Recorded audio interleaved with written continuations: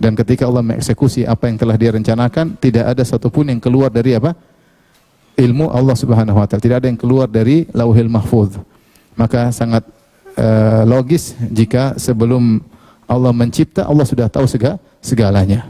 Dan Allah sudah tahu apa yang akan terjadi. Karena semua berjalan sesuai dengan takdir Allah. Saya sering sampaikan, ibarat insinyur sebelum membangun suatu gedung, maka dia telah merencanakan, dia menulis RAB, dia kemudian rancangan kerjaan, dan dia perkirakan kapan terjadi, kemudian dia eksekusi. Namun kalau insinyur manusia sering salah, sering meleset, sering berubah di tengah jalan. Adapun Allah tidak demikian.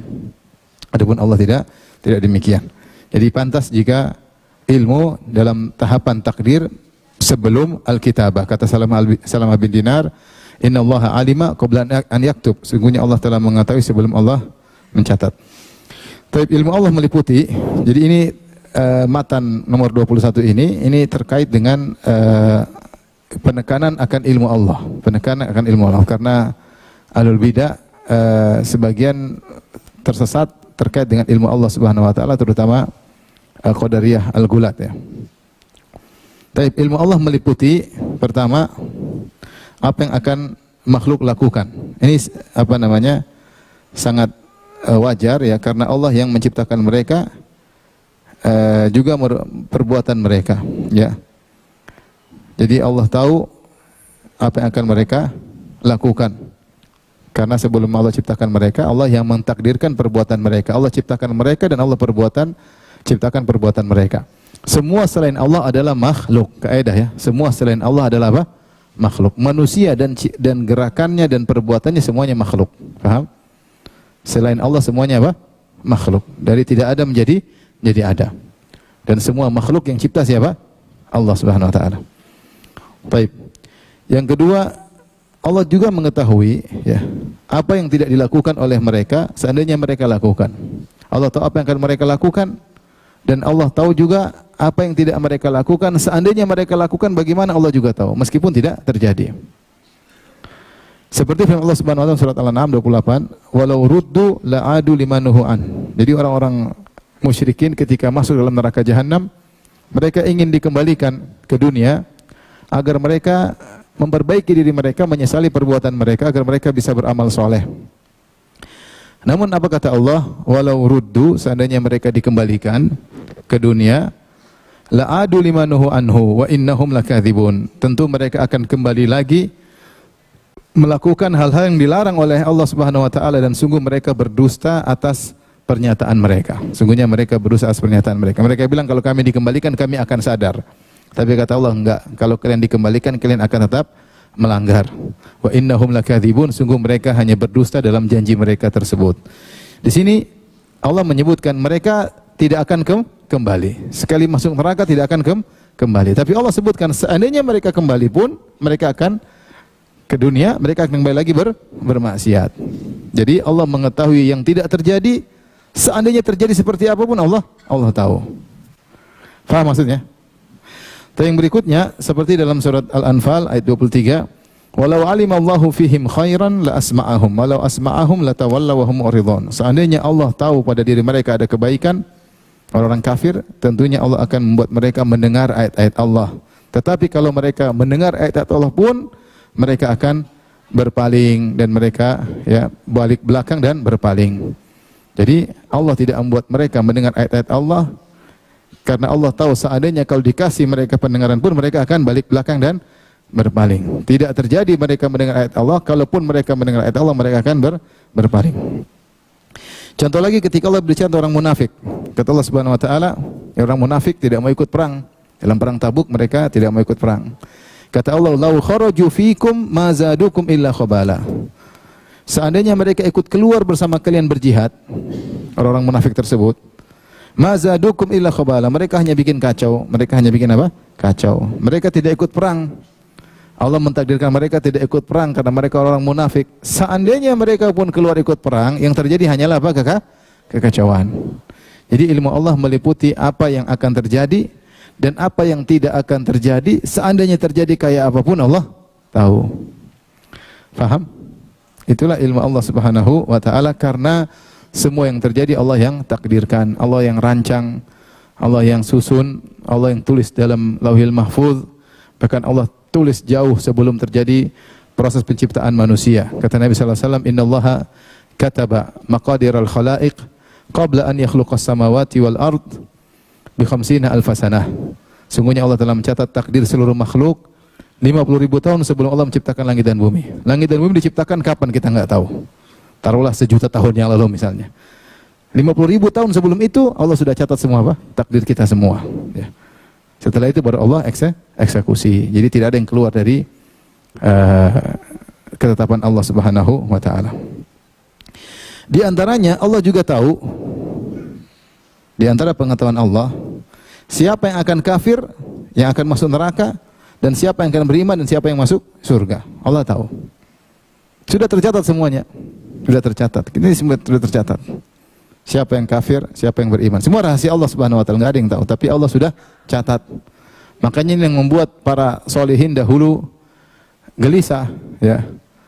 Ya, makanya kata Ibnu Qayyim, qata'a zuhurus salihin khauful khitam.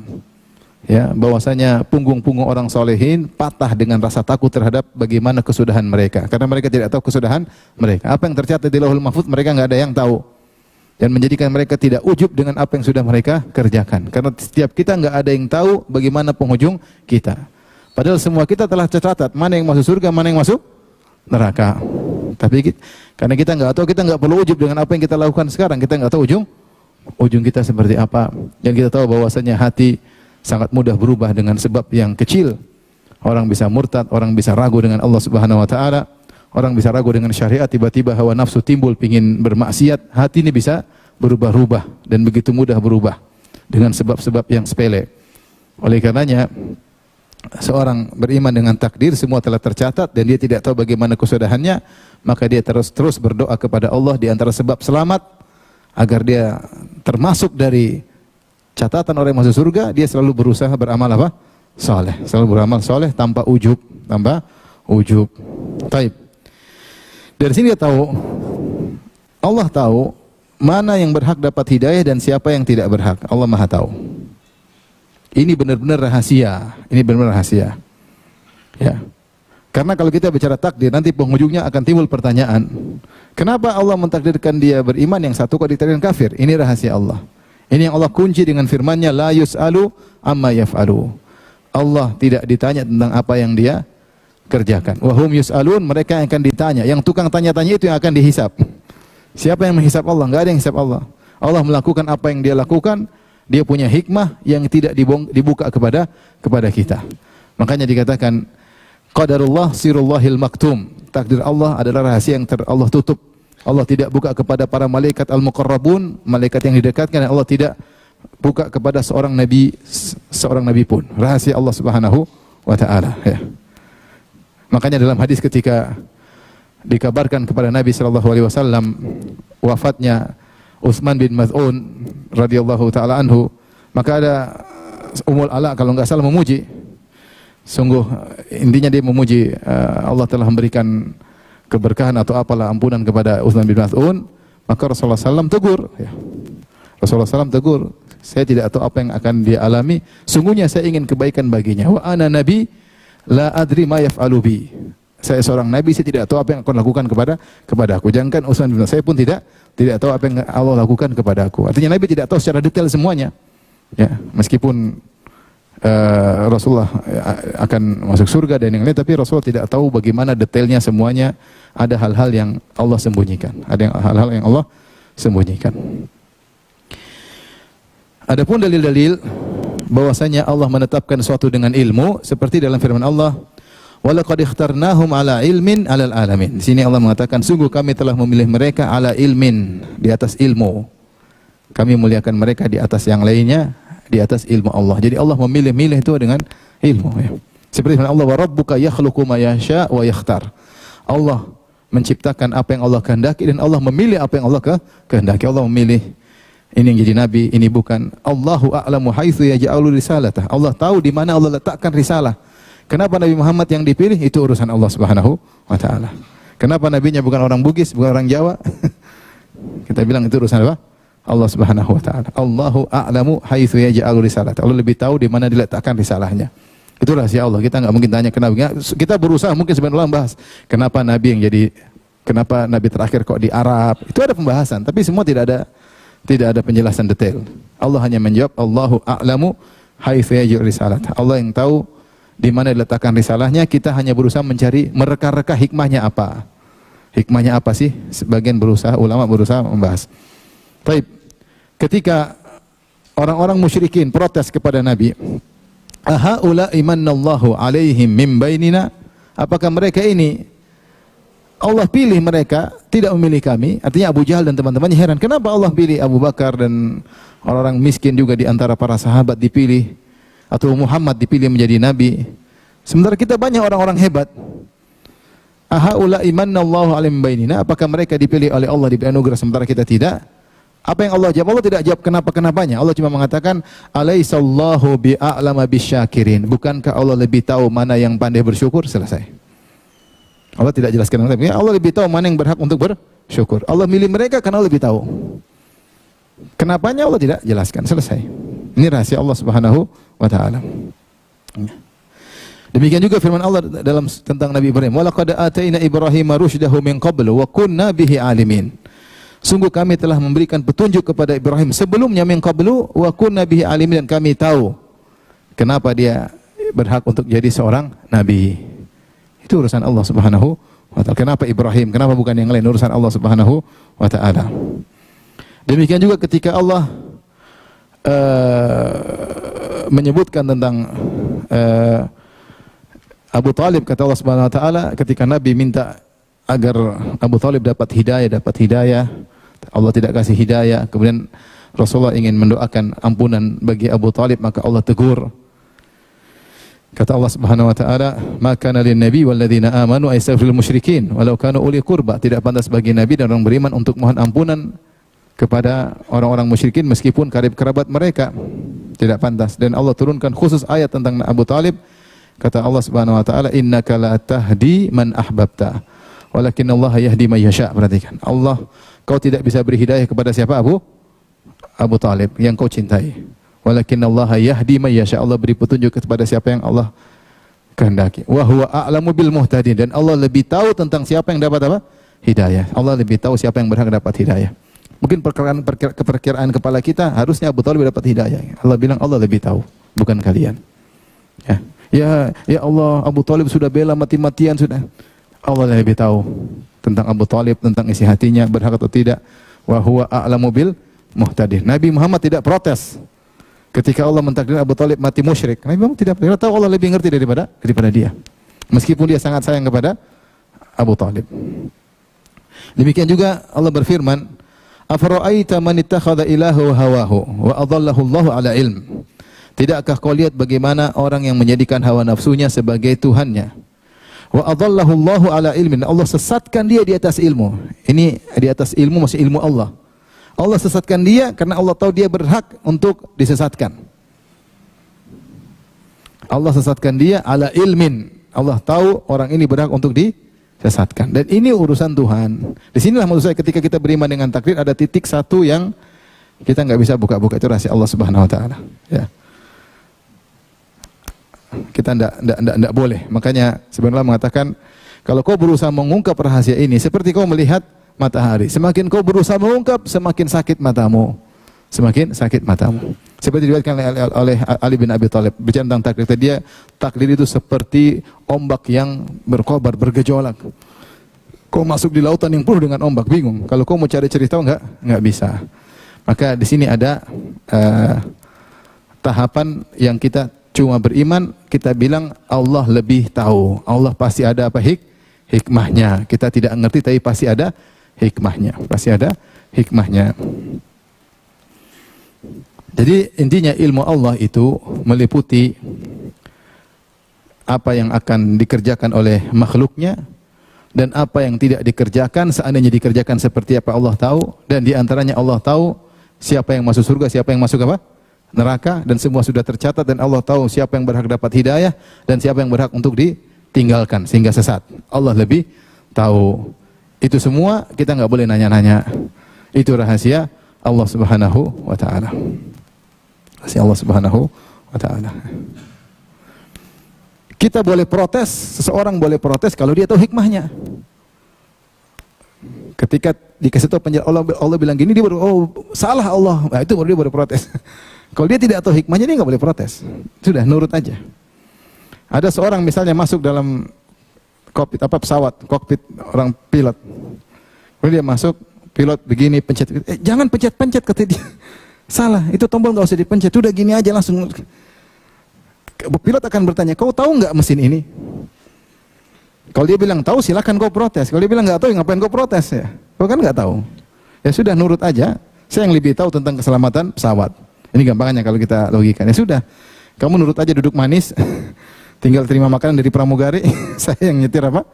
Pesawat. Kau hanya boleh protes kalau kau ngerti juga.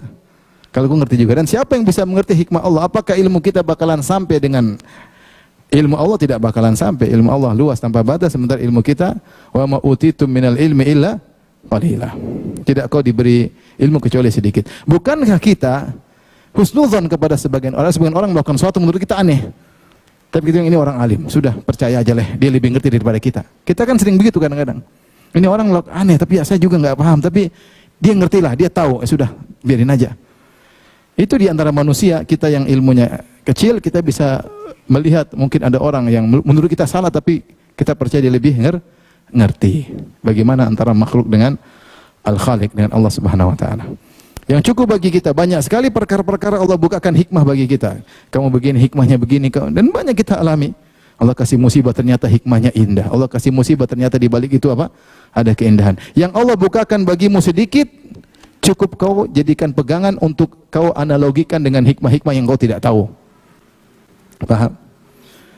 Kejadian ini kita nggak tahu. Sudahlah, Allah lebih tahu apa yang dia lakukan. Tapi di antara rahmat Allah, Allah kasih kita membongkar sedikit sebagian hikmah, sehingga cukup kita menjadikan ini sebagai acuan untuk menganalogikan hal-hal yang kita tidak mengerti tentang apa? Hikmahnya. Justru sebagian ulama mengatakan, ketidaktahuanmu tentang hikmah-hikmah itulah ibadah. Seandainya kau tahu hikmah semua, tidak ada ibadah. Misalnya terkena musibah, itu saya nanti bakalan jadi bos. Kita diuji nggak? Berarti nggak diuji kan? Misalnya Anda tahu Anda kalau diuji bakalan jadi bos. Kira-kira Nabi Yusuf ketika diuji, dia sudah dikasih tahu bakalan jadi bos, dia tenang aja. Ini cuma mau jadi bos. Nggak ada ujian kalau begitu. Kapan ujian kalau kita nggak tahu ujungnya seperti apa? Itu ujian. Sabar, husnudzon. Justru ketidaktahuan kita tentang hikmah itulah ibadah. Karena kalau semua dibongkar hikmahnya, nggak ada yang santai aja. Ya tenang aja, dipukul-pukul aja. Ini bentar lagi jadi apa? Jadi bangsawan, jadi penguasa. Jadi tugas kita untuk meyakini bahwasanya Allah menetapkan semuanya dengan ilmu. Yang ilmu itu otak kita nggak bakalan apa? Sampai. Siapa yang mencoba-coba untuk mengetahui, dia semakin tersesat. Ya, sampai sebenarnya mengatakan ilmu itu mungkin baru akan diketahui oleh seorang hamba kalau sudah di akhirat. Karena tidak ada lagi beban ibadah di situ, ya.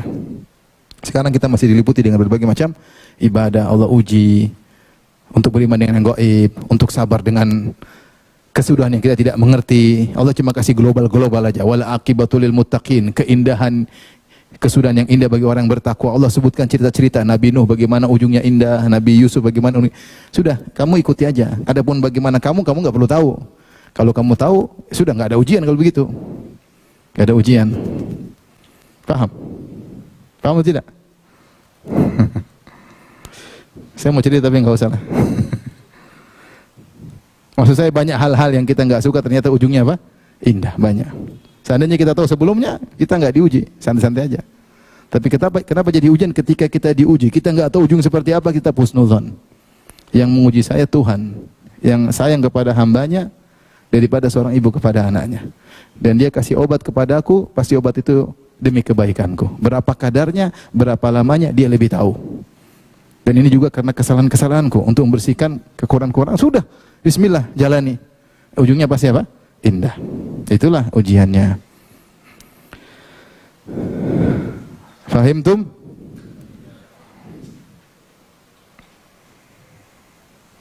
Jadi nggak usah tanya, Ustaz, kenapa iblis jadi korban? Nggak usah tanya. Kalau nggak ada iblis, ngapain kita buat apa sih nggak ada iblis, semua masuk surga. Itu makanya para ulama berusaha membahas apa hikmah diciptakan iblis. Para ulama bahas. Tapi insya Allah ada waktunya kita bahas ya. Keutamaan iblis. Hikmahnya 1, 2, 3. Kalau nggak ada iblis, nggak ada pengajian. Nggak ada pengajian. Semua sudah masuk apa? Surga.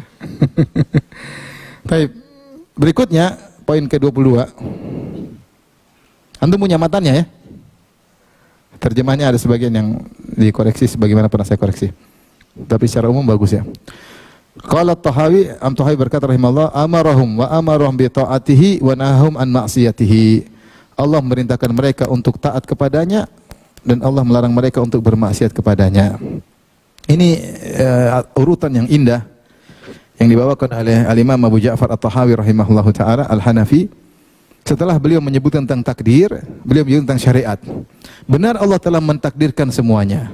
Tapi karena takdir tersebut adalah rahasia, Allah menyuruh kalian taat kepada perintahnya. Akidah Ahlussunnah demikian. Kita beriman semua sudah ditakdirkan, tapi kita enggak tahu takdir tersebut. Kita hanya menjalankan. Allah menciptakan takdir dengan sebab. Allah mentakdirkan seorang masuk surga dengan sebab-sebab. Dia masuk surga. Allah mentakdirkan dia masuk neraka dengan sebab. Iblis ditakdirkan masuk neraka sebabnya dia membangkang. Paham? Seorang ditakdirkan masuk surga karena dia sebabnya taat. Jadi Allah menciptakan akibat dengan sebab-sebab. Takdir memang sudah ditakdirkan, tapi takdir tersebut dengan aturan yang Allah bikin. Maka karena kita enggak tahu bagaimana takdir kita, bagaimana penghujung kita, kita cuma tahu aturan, ikutilah aturan tersebut. Kalau memang kau takdir masuk surga, kau akan digiring kepada aturan tersebut. Faham? Saya ulangi. Semua sudah ditakdirkan, benar tidak benar? Kita masuk surga, masuk neraka, Allah sudah takdirkan. Tapi bagaimana penghujung kita enggak ada yang tahu. Enggak ada yang tahu. Dan Allah juga membuat aturan karena semua yang ditakdirkan dengan aturan. Iblis masuk neraka ada kenapa? Ada sebab yang ditempuh. Fir'aun ada sebab yang dia tempuh sehingga masuk apa? Neraka. Para nabi kenapa masuk surga ada sebab yang ditempuh. Allah mentakdirkan Nabi Adam diciptakan di langit, kok bisa turun ke bumi? Ada yang dilakukan oleh Nabi Adam. Maka demikian semua yang masuk surga juga ada sebab yang dia tempuh. Semua masuk neraka ada yang ditempuh. Nah, Allah tidak tahu bagaimana nasib kita, Allah tidak menceritakan bagaimana nasib kita, tapi Allah sebab jelaskan aturan-aturan tersebut. Maka siapa yang ditakdirkan masuk surga, dia pasti mengikuti alur tersebut. Karena kita enggak tahu, kita berusaha ikut alur. Kalau kita kelempar masuk lagi alur tersebut, meskipun semua sudah ditakdirkan. Paham? Jadi kita enggak mungkin bilang sama Allah nanti, ya Allah, percuma saya beramal sementara kau sudah masuk neraka. Ya. Allah akan jawab, dari mana kau tahu kau masuk neraka? Tidak mungkin seorang berdalil dengan sesuatu yang dia tidak ketahui. Yang ada depan dia, wahadainahun najdain. Kami berikan dia 2 jalan. Kami tunjukkan, ini jalan kebenaran, ini jalan apa? Kesesatan. Kau bisa milih, enggak ada yang maksa kamu. Kau minum khamar atau tidak, enggak ada yang maksa. Kalau kau minum khamar dipaksa, kau tidak berdosa, paham? Kau buka YouTube, kau ngeklik, enggak ada yang paksa. Mau klik atau mau lanjutkan, enggak ada yang paksa. Kecuali ada yang pistol kamu, nonton ya sudah, kamu enggak berdosa karena kau dipaksa. Paham? Kau maki-maki, kau tulis komentar, enggak ada yang maksa kamu. Kamu dengan bebas menulis. Dan kalau orang mau surga, dia pasti terarahkan ke situ. Makanya ketika sahabat diceritakan tentang takdir, maka sahabat berkata, "Fafimal amal?" Pertanyaan sama dengan pertanyaan mungkin kita. Kalau gitu buat apa beramal? Kata Nabi, "I'malu, beramalah. Fa kullun muyassarun lima khuliqalahu." Masing-masing akan digiring kepada takdirnya. Beramalah. Silakan kau coba beramal. Kalau kau masuk surga, kau akan digiring menuju apa? Amal yang saleh. Kalau kau masuk neraka, masuk neraka. Adapun kau masuk surga atau neraka, yang tahu hanyalah Allah, rahasia Allah Subhanahu wa taala. Baik. Jadi maksudnya Ahlus Sunnah harus menggabungkan antara 2 hal, beriman kepada takdir dan beriman kepada syariat, al-amru wan nahyu. Menjalankan perintah Allah, menjauhi larangan Allah. Itulah Ahlus Sunnah wal Jamaah. Meskipun Allah sudah mentakdirkan, Allah perintah orang-orang untuk beribadah. Kata Allah, "Wa ma khalaqatul jinna wal insa illa liya'budun." Tidaklah aku ciptakan jin dan manusia kecuali untuk beribadah kepadaku. Jadi kita tahu kita diciptakan untuk beribadah kepada Allah, untuk mentauhidkan Allah Subhanahu wa taala. Kata Allah, "Alladzi khalaqal mauta wal hayata liyabluwakum ayyukum ahsanu amala." Dialah Allah yang menciptakan kematian dan kehidupan, itu menciptakan kita. Liyabluwakum ayyukum ahsanu amala, untuk menguji kalian siapa yang terbaik apa? Amalnya. Jadi kita diciptakan untuk diuji, kita diciptakan untuk beramal. Dan kita diberi kemampuan, kita diberi pilihan, kita diberi kehendak, silahkan lakukan, dan semua ada konsekuensinya. Meskipun ini semua sudah ditakdirkan oleh Allah Subhanahu wa taala. Perhatikan sini, saya sebutkan setelah Allah menulis takdir, lalu Allah menciptakan, lalu memerintah dan melarang. Ini menunjukkan berarti Allah mencipta itu dengan tujuan. Ada tujuan. Ya. Buktinya Allah mencipta, kemudian Allah memerintah dan melarang. Ya, berarti kamu diciptakan ada tujuan. Tujuannya untuk menjalankan perintah dan menjauhi apa? Larangan. Kalau kau kerjakan ada konsekuensinya surga, kalau kau melanggar konsekuensinya neraka Jahannam. Dan manusia tidak akan punya dalil di hadapan Allah. Kalau dia bermaksiat atas pilihan dia, kalau dia bertakwa atas pilihan dia. Karena dalam Islam siapa yang dipaksa tidak ada hukumnya. Dan kamu tidak dipaksa, kamu tinggal apa? Milih. Tapi berikutnya kita akan membahas tentang firqah-firqah yang menyimpang terkait hal ini. Firqah-firqah yang menyimpang terkait hal ini. Ada 3 kelompok besar yang menyimpang dalam hal ini. Yang pertama namanya Al-Qadariyah Al-Iblisiyah, Al-Qadariyah Al-Iblisiyah. Yang kedua Al-Qadariyah Al-Majusiyah. Dan yang ketiga Al-Qadariyah Al-Musyrikiyah. Al-Qadariyah Al-Musyrikiyah. Ini di antara yang bahas agak detail adalah Syekh Islam Ibnu Taimiyah rahimahullahu taala dalam risalah Tadmuriyah, di bagian akhir risalah Tadmuriyah, tentang antara syariat dengan qadar, antara beriman kepada syariat dan beriman kepada takdir. Taib. Firqah yang pertama adalah Al-Qadariyah Al-Iblisiyah. Al-Qadariyah Iblisiyah maksudnya yaitu kelompok yang membenarkan takdir. Dia tahu takdir Allah sudah takdirkan. Dan dia tahu juga ada perintah dari Allah Subhanahu wa taala. Dia tahu Allah mentakdirkan dan dia tahu ini perintah Allah Subhanahu wa taala. Dia beriman kepada takdir dan beriman kepada syariat. Hanya saja dia menganggap takdir dan syariat kontradiktif. Takdir dan syariat apa? Kontradiktif. Yang pertama melakukan hal ini adalah iblis. Iblis mengatakan, "Fabima aghwaytani," karena kau telah menyesatkan aku ya Allah dengan takdirmu, la aghwiyannahum ajmain, aku akan menyesatkan mereka apa? Seluruhnya. Jadi dia tahu perintah Allah harusnya begini tapi dia nekat untuk mengkontradiktifkan dan dia nekat untuk menentang dengan dalil bahwasanya engkau yang telah membuat aku apa? Tersesat. Engkau telah membuat aku tersesat, maka aku akan menyesatkan mereka. Maka yang pertama kali mempertentangkan antara takdir dengan syariat siapa? Iblis. Paham? Paham.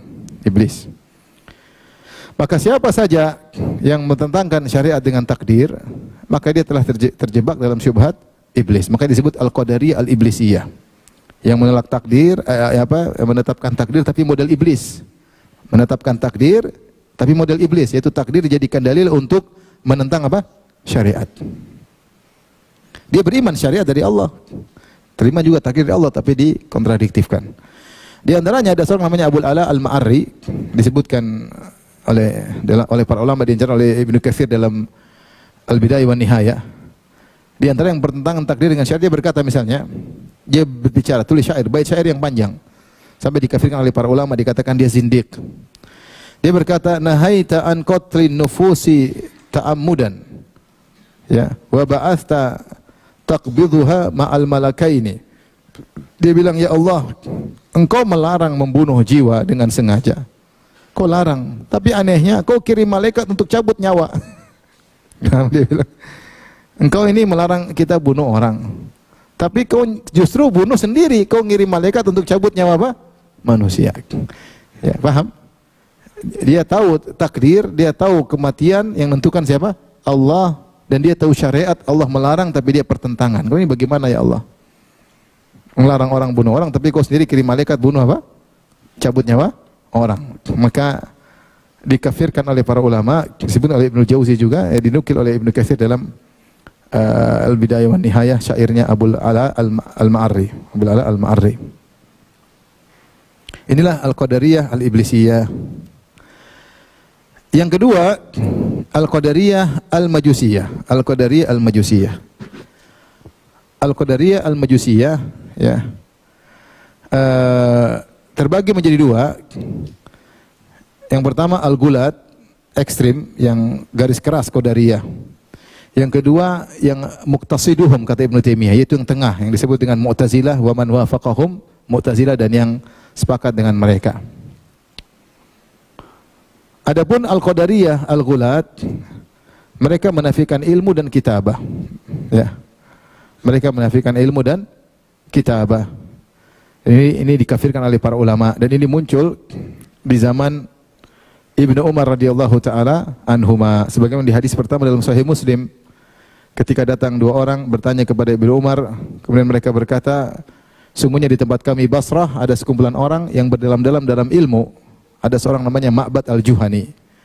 Ma'bad al-Juhani.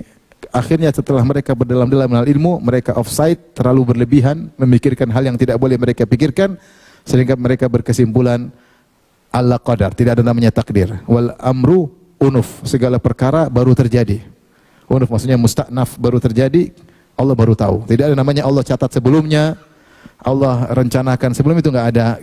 Terjadi dengan sendirinya, Allah baru tahu kalau telah terjadi. Allah baru tahu kalau telah terjadi. Nah, mereka ini dikafirkan para ulama. Imam Ahmad mengkafirkan, Imam Syafi'i mengkafirkan karena mereka menolak ilmu Allah, yaitu ilmu Allah as-sabiq. Allah tidak tahu apa yang terjadi.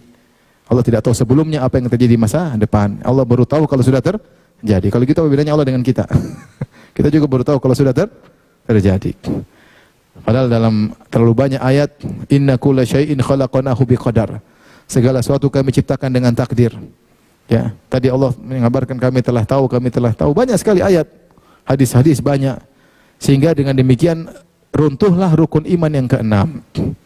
Runtuhlah rukun iman yang keenam, iman kepada takdir yang baik maupun yang buruk.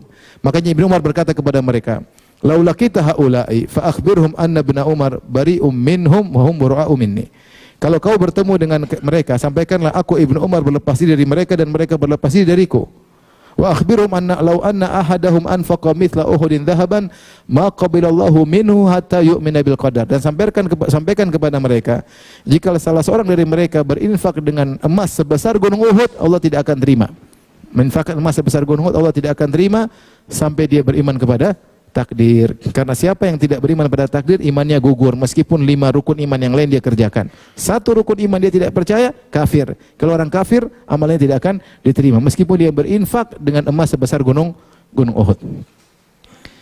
Ini Qadariyah Gulat ini, mereka memasukkan akal mereka berpikir kalau seandainya Allah tahu sebelumnya berarti Allah tidak adil. Mereka masuk dalam ranah hikmah.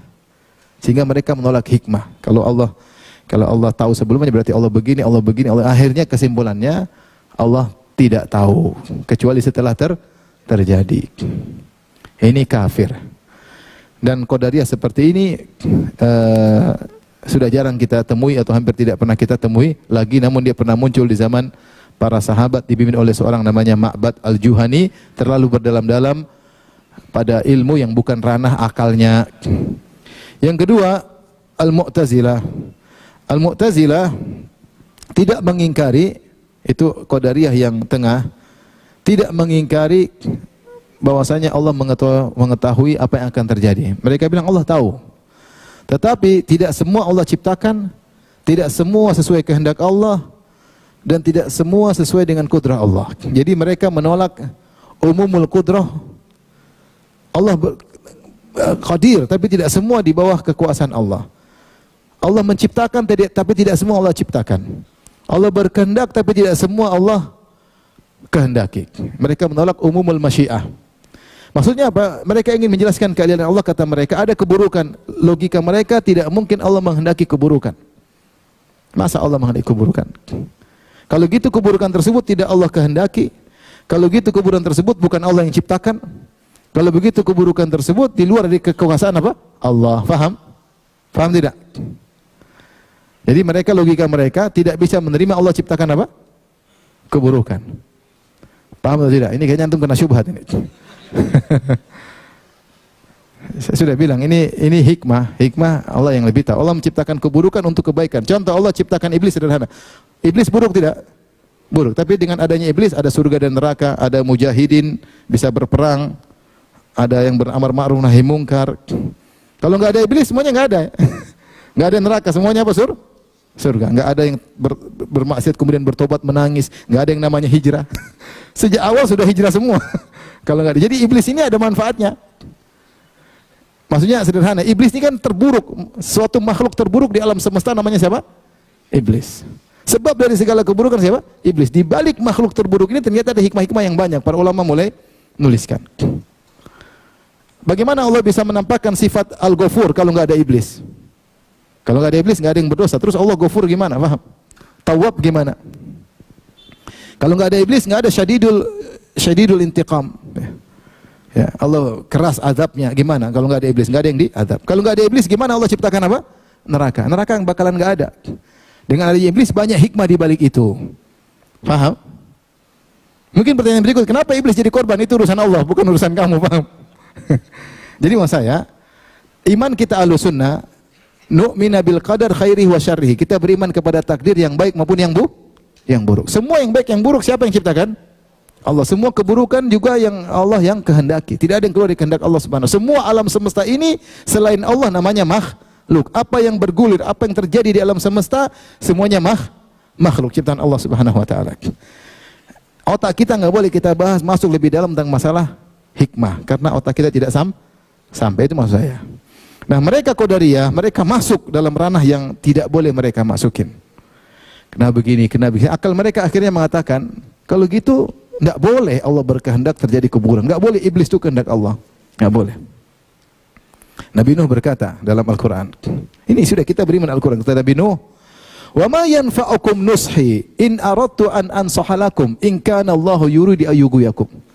Kata Nabi Nuh alaihissalam, tidak bermanfaat nasihatku kepada kalian. Aku nasihati 950 tahun, tidak ada faedahnya. Wa ma yanfa'ukum nushi in aradtu an ansaha lakum, meskipun saya ingin nasihati kalian, in kana Allahu, kalau memang Allah ingin menyesatkan kalian.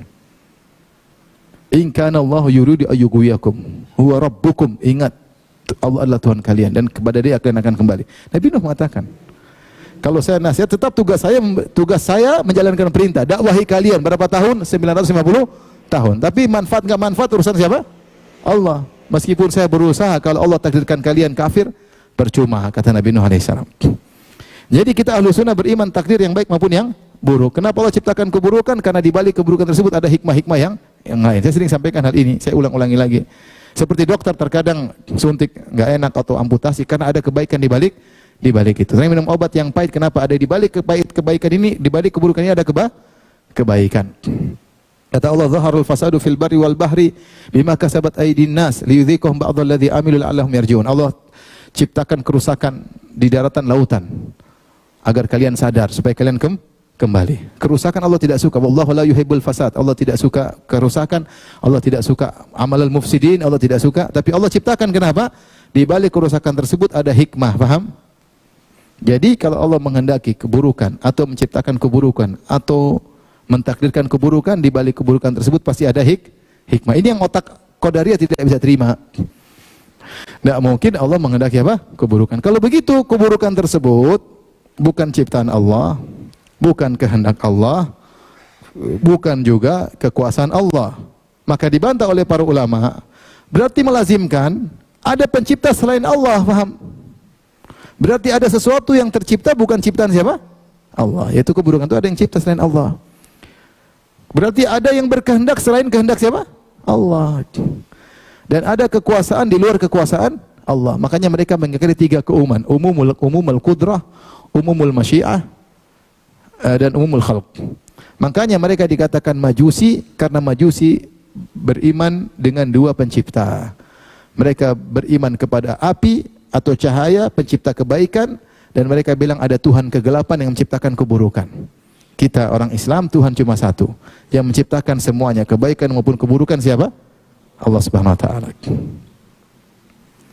Makanya kita bilang min syarri ma khalaq, min syarri dari keburukan apa yang Allah ciptakan. Semua Allah ciptakan. Yang ciptakan singa siapa? Atau ada yang ciptakan singa? Yang ciptakan kecoa siapa? Kita nggak suka, tapi Allah yang ciptakan.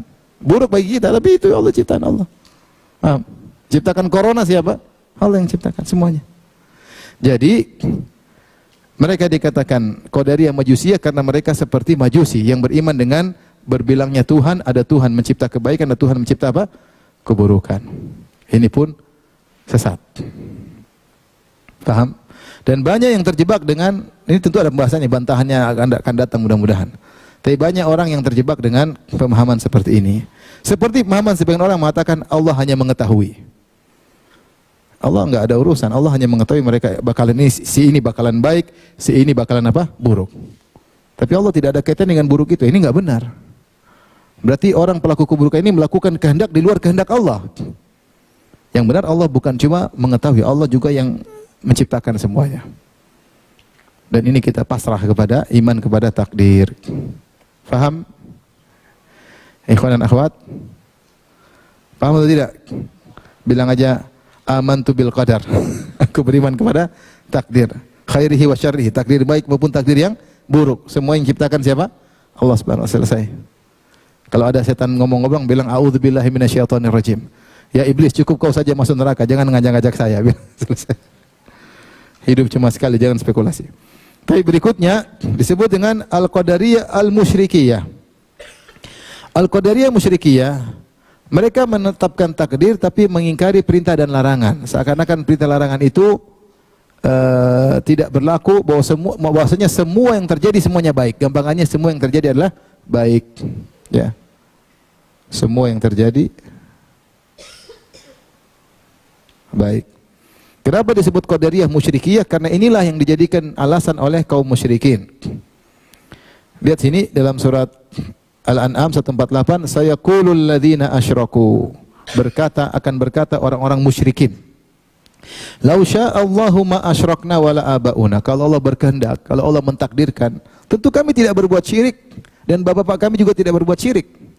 Wala haramna min syai', dan kami tidak akan mengharamkan apapun. Jadi mereka mengatakan kami ini syirik, bapak kami syirik, Allah yang takdirkan. Ya sudah, jangan protes, paham? Kami ini syirik karena Allah yang apa? Takdirkan. Bapak kami syirik, kata kamu syirik, yang takdirkan juga siapa? Allah. Kalau Allah berkehendak kami tidak syirik. Buktinya Allah berkehendak kami syirik, berarti kami sudah benar. Paham? Jadi mereka berdalil dengan takdir untuk melegalkan kemaksiatan. Ini dilakukan oleh orang musyrikin. Berdalil dengan takdir, mereka beriman dengan takdir, tapi takdir semua dianggap baik. Padahal takdir ada yang buruk, ada yang apa? Baik. Dan ada syariat. Mereka anggap semua takdir itu baik karena menurut mereka Allah tidak mungkin berkehendak kecuali apa? Kebaikan. Buktinya kami syirik ini tentu kehendak siapa? Allah. Ya sudah Muhammad, kau jangan protes kami. Lau sya'allahu ma asyrakna. Kalau berkehendak kami tidak bakalan syirik. Kami tidak bakalan syirik, bapak kami tidak bakalan syirik, dan kami tidak bakalan mengharamkan sesuatu pun. Kata Allah, kadzalika kadzdzabal ladzina min qablihim. Demikianlah orang-orang sebelum mereka telah mendustakan, sama dengan mereka ini. Mendustakan syariat Allah Subhanahu wa taala. Kemudian juga dalam surat An-Nahl ayat 35 Allah berfirman, wa qala alladzina asyraku, berkata orang-orang musyrik, lau sya'allahu ma abadna min dunihi min syai'. Kalau Allah berkehendak kami tidak akan menyembah selain Allah. Yaitu kami menyembah selain Allah atas kehendak siapa? Allah. Jadi ini semua takdir Allah. Kalau takdir Allah baik, berarti ini legal. Jadi mereka melegalkan maksiat dengan alasan takdir. Kemudian juga dalam surat Az-Zukhruf, wa qalu law syaa'a ar-rahmanu ma abadnahum. Kalau Allah berkehendak, kami tidak akan menyembah berhala-berhala ini. Kata Allah, Allah bantah, ma lahum bidzalika min ilmin inhum illa yakhrusun. Mereka tidak punya ilmu akan hal tersebut, mereka hanya menduga-duga. Ini disebut Al-Qadariyah atau iblis musyrikiyah. Orang musyrikin dahulu berdalil dengan takdir untuk melegalkan maksiat yang mereka lakukan. Maka siapa yang ikut seperti ini, maka seperti orang musyrikin. Makanya disebutkan dalam sebagian orang sufi ekstrim yang mereka ini Jabar ekstrim, ketika ketahuan ada kawannya berzina dengan istrinya, maka dia pun marah. Ketika dia marah, kata temannya tersebut, ya akhi, kenapa ente marah? Saya berzina dengan istrimu sudah takdir Allah. Saya berzina dengan istrimu sudah apa? Takdir Allah. Ibnu Abis Al-Hanafi menyebutkan riwayat ketika ada seorang pencuri ditangkap oleh Umar bin Khattab radhiyallahu anhu, Maka Umar mencela dia, maka dia berkata, "Wahai Umar, kenapa kau mencelaku? Aku mencuri karena takdir siapa?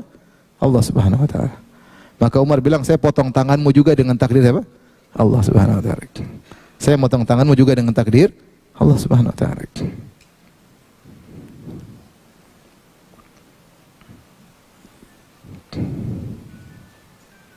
Di sini ada nukilan dari Ibn Taimiyah dalam Tadmuriyah. Ibn Taimiyah mengadakan muqaranah, komparasi antara Qadariyah Musyrikiyah dengan Qadariyah Majusiyah. Mana yang lebih baik di antara mereka berdua? Dua-duanya sesat. Antara Qadariyah Majusiyah dengan Qadariyah Al-Musyrikiyah. Kata Ibn Taimiyah yang lebih parah adalah Qadariyah Al-Musyrikiyah. Meskipun mereka beriman dengan takdir, tapi mereka menolak syariat. Faham? Mereka menolak syariat. Mereka melegalkan hal-hal yang haram. Adapun Majusiyah, Qadariyah Majusiyah itu Mu'tazilah, mereka masih mengagungkan syariat, namun mereka menolak takdir. Mereka menolak takdir karena mengagungkan syariat, makanya mereka menolak takdir. Dua-duanya salah. Oleh karenanya kata Ibn Taimiyah rahimahullahu taala, di zaman para sahabat belum muncul Qadariyah Musyrikiyah, belum muncul. Yang ada baru Qadariyah Majusiyah karena masih mengagungkan syariat. Masih mengagungkan syariat. Di zaman tabi'in juga belum ada Qadariyah Musyrikiyah yang menolak syariat, tapi yang ada dulu masih Qadariyah Majusiyah, yaitu menolak takdir. Tidak ada namanya takdir buruk. Ada yang tidak Allah ciptakan, ada yang di luar kehendak Allah, dan ada yang di luar kekuasaan Allah, tapi mereka masih mengagungkan apa? Syariat. Kita bacakan pada Ibnu Taimiyah rahimahullah taala, Tadmuriyah halaman 193, al-iqrar bil amri wan nahyi wal wa'di wal wa'id. Mereka ini mengakui perintah dan larangan, yaitu Allah perintah mereka kerjakan, Allah melarang mereka tinggalkan, wal wa'd wal wa'id, dan mereka mengakui adanya ancaman dan janji Allah. Ma'a ingkaril qadar khairun, dan mereka mengingkari takdir masih lebih baik minal iqrar bil qadari mal ingkaril amr wan nahyi wal wa'd wal wa'id. Masih lebih baik daripada orang yang beriman dengan takdir tapi mengingkari syariat. Maksudnya Qadariyah Musyrikiyah, paham? Jadi Qadariyah Majusiyah mengakui syariat enggak? Mengakui syariat enggak? Tapi tidak beriman kepada takdir karena mereka tidak bisa terima, otak mereka takdir buruk, enggak bisa. Ini masih lebih baik daripada Qadariyah Musyrikiyah yang beriman kepada takdir tapi menolak apa? Syariat, melegalkan maksiat. Walihada lam yakun fi zamani sahaba wat tabi'in man yanfi al-amr wan nahya wa kana qad nabagha fihim al-qadariyah kama nabagha fihim al-khawarij. Oleh karenanya di zaman para sahabat dan zaman tabi'in belum ada orang yang menafikan syariat, perintah dan larangan, padahal sudah muncul di situ zaman orang-orang Qadariyah, mulai muncul Qadariyah Ma'bad al-Juhani, dan sudah muncul bid'ah-bid'ah Khawarij. Sudah muncul Khawarij zaman sahabat. Tapi tidak ada orang yang menolak apa? Syariat. Mereka menggunakan syariat tapi mereka salah dalam akidah. Tapi kemudian beliau berbicara tentang al-Qadariyah al-Musyrikiyah. Kata beliau, al-mutasawwifah alladzina yashhaduna al-haqiqah al-kauniyah ma'iradihim anil amri wan nahyi syarrun minal Qadariyah al-Mu'tazilah wa nahwihim. Mutasawwifah, orang tasawuf yang mereka mengaku-ngaku sampai pada derajat hakikat, ini yang biasa mereka sudah hakikat, enggak perlu lagi beramal soleh, mau maksiat enggak ada masalah, sudah diangkat perintah dari Allah. Kata mereka, wa'bud rabbaka hatta ya'tiyakal yakin, sembahlah Allah sampai kau yakin. Kau sudah yakin, enggak usah beribadah kepada Allah. Ini mereka menolak syariat, ya. Mereka ini meskipun mereka beriman kepada takdir, mereka lebih buruk daripada syarrun minal Qadariyah Mu'tazilah dan semisal. Mereka lebih buruk daripada Qadariyah Mu'tazilah, itu Qadariyah Majusiyah. Ulaika yushabbahuna bil majus. Qadariyah Majusiyah Mu'tazilah dianggap sama dengan orang-orang Majusi karena meyakini ada dua sesembahan, satu pencipta kebaikan, satu pencipta keburukan. Wa haula'i yushabbahuna bil musyrikin. Dan adapun mereka ini Sufiyah yang menolak syariat ditasyabuhkan atau disamakan dengan kaum musyrikin. Wal musyrikuna syarrun minal majus, dan musyrikin lebih parah daripada Majusi. Ini dalam Tadmuriyah halaman 195, ya. Jadi mereka Sufiyah banyak terjebak dalam Qadariyah al-Musyrikiyah. Sampai sini saja ikhwan tentang isyarat tentang firqah-firqah secara global. Tentunya lebih dalam nanti insyaallah ada kesempatan kita bahas. Kalau ada yang bertanya saya persilakan. Azan ya. Silakan.